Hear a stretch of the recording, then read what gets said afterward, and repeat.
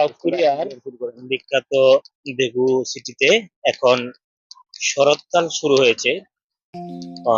আজকে আমাদের সাপ্তাহিক ছুটির দিন, রবিবার। মসজিদে ফজরের নামাজ আদায় করে আমরা মসজিদ কেন্দ্রিক যে বাংলাদেশি ভাইরা আছি, আমরা সবাই মিলে ফজরের পর নাস্তাকে কোরিয়ার শরৎকাল কিছুটা উপভোগ করার জন্য কোরিয়ার বিখ্যাত খেমিয়ান ইউনিভার্সিটির ক্যাম্পাসে আমরা প্রবেশ করেছিলাম। সেখানে প্রত্যেকটা গাছই এখন অত্যন্ত সুন্দর মনোমুগ্ধকর পরিবেশে পাতাগুলো পাতা ধরতেছে, আবার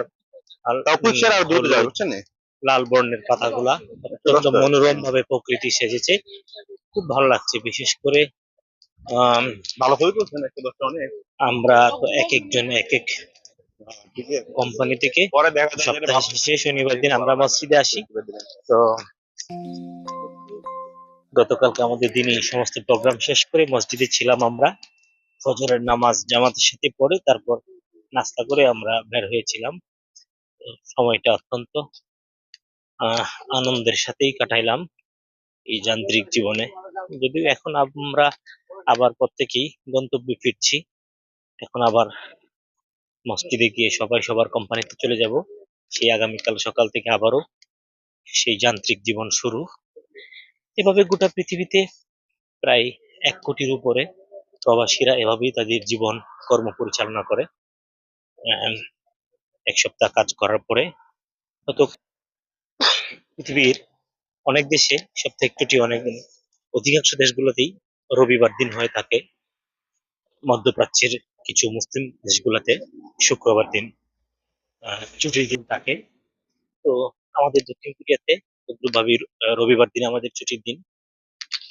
আসলে আমাদের প্রবাসীদের সবচেয়ে বড় আনন্দটা এই জায়গায়, ছুটির দিনগুলোতে কোনো প্রোগ্রামের মাধ্যমেই হোক আর কোনো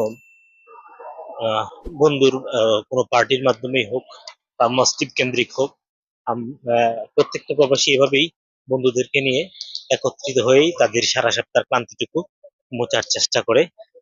এভাবেই কেটে যায় মা বাবা পরিবার পরিজন ছেড়ে প্রবাস নামের সেই দূরদেশে আমাদের দীর্ঘ সময় দীর্ঘ যাত্রা।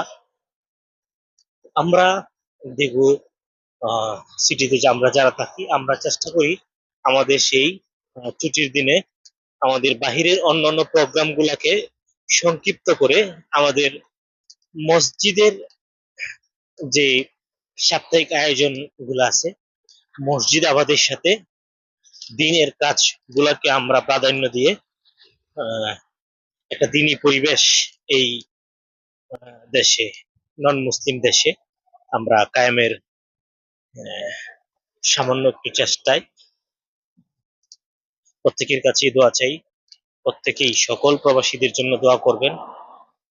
আল্লাহ তাআলা যেন প্রত্যেকটা প্রবাসী ভাই বোনদেরকে যেন ভালো রাখে, আর আমাদের জন্য দোয়া করবেন আমরা যেন আমাদের ত্রুটি বিচ্যুতিগুলা থেকে শিক্ষা নিয়ে দিন প্রচার এবং প্রসারের কাজে আরো বেশি সময় দিতে পারি।